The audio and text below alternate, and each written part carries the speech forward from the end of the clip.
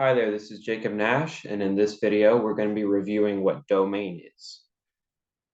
Um, so the first thing that I want to point out is the notation that we used in the last video, where I had F, colon, and then I had a domain arrow range.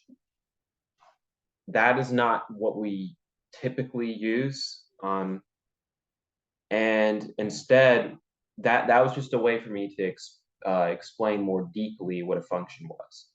But what we have done, this is what we're going to do in these videos, and we're going to remember how we can write what the domain is. So first of all, what is domain? In case you don't remember, domain tells us the basically all of the x values that there are in the given function. So we have our x-axis, what values, and then range is the y, but that's not what we're talking about right now. And oftentimes it is all real numbers, and the way to explain or write this is this. So what does this really mean? In case you don't remember, this is saying that it goes from negative infinity to positive infinity. So that means every single possible one. Now, you also need to remember about these, in case you forgot. Why would we use parentheses versus brackets? We use parentheses if it doesn't include the value. We use the brackets if it does. So what does that mean? If we're saying it includes the value, we mean that it is part of the domain, whichever number is by it. Parenthesis means it stops just at it or just before it, so it doesn't include the value. Negative infinity and positive infinity always have parentheses by them because they aren't really numbers, so they're never included with brackets because it goes way past it anyways because it's not a number. So typically this is the case for some of our functions that we might remember: linear, exponential. But what are situations where it's not? So let's first, I guess I'll just have to write it. Sorry, it will take a little bit. I will have my iPad soon. We have to think about, let's just think of something that would have a square root in it. So whenever the domain isn't all real numbers, we know there will be something. The reason why is that there's something in it that would be not possible. So with a square root, there's definitely something that can be not possible, which is if you take the square root of a negative number. So for example, -2, that's not a thing. Then we get into the imaginary numbers. So that's why the domain for this cannot be all real numbers. All real numbers, you might remember, you can use a R symbol like that, but we should write it like this, okay? So that's an important thing. You want to, and that's really what you should say also, domain.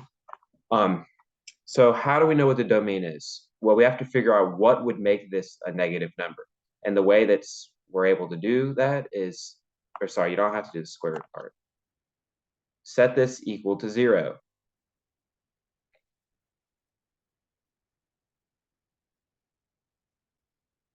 Sorry, not equal to 0. I don't know what I was thinking.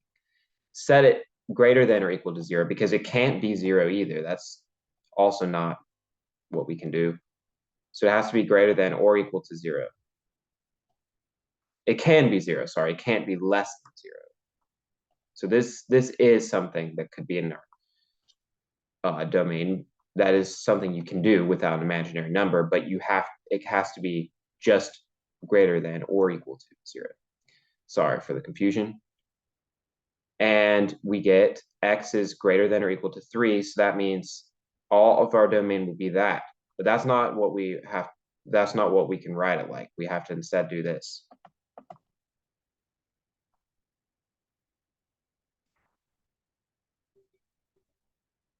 Now you might be wondering, why did I use a bracket here? Well, that's because it is greater than or equal to 3. So it's not just greater than or equal to. So it can be 3. So that's why we did that. And it goes all the way to infinity. So we're all the way there. Now there's another common situation where you might have let me just do this, where you might instead have a different domain. That's if we have a rational function. So let me just write an example. All right, what do we have here? Well, first of all, why could there be something in here that would make us have a range that's not all, sorry, domain that's not all real numbers? Well, if you have something that's divided by 0, if, as we said in the last video, that's not something that you can do. So that would make there be a y that there isn't, a y that's not possible if the bottom was 0. So we have to set each part or argument of this set equal to 0 to find out all the possibilities. Because if any of these separate ones were 0, if they multiply, the whole thing would be. So that's why we can do this. So you know what? I'm not going to write it because I assume you know it's kind of simple to do. So if you set this equal to 0, then x can't be 3, x can't be 0, x can't be -9. We set all those pieces equal to 0. So that means all 3 of these are not included in our domain. So our domain, it starts at -infinity, which has to have parentheses, like I said. It goes up to -9, not included. Okay, so what's that thing that I just did? It's called union. So if you have more than one part, then that's what you do. We start right here again. We can go up to 0, but that's also not included. Then we go 0 to 3, not included. 3 to infinity. So there are no brackets here because all 3 of those values are not included. So this is our domain for that. Now, one example I want to write is this. Oh, it's not very easy to write it like this. Okay.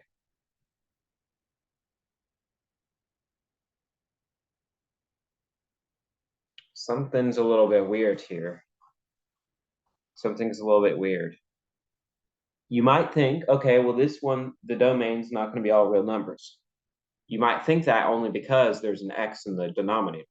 This is a situation where it's kind of tries to trick you, because if you set this equal to 0,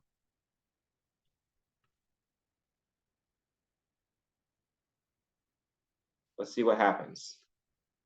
Okay, so if we're trying to solve for x,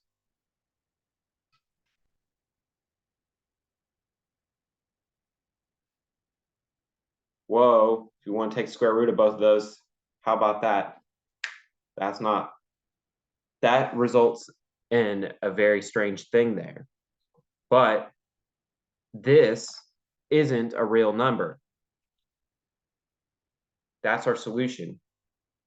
It's not a real number. Really, it would be the positive and negative square root of -1. That's not a thing. So, in fact, the domain for this actually is all real numbers. And that's a rare situation. So you just have to be careful, because depending on how nice or rude your teacher is, they might try to toss in something like that.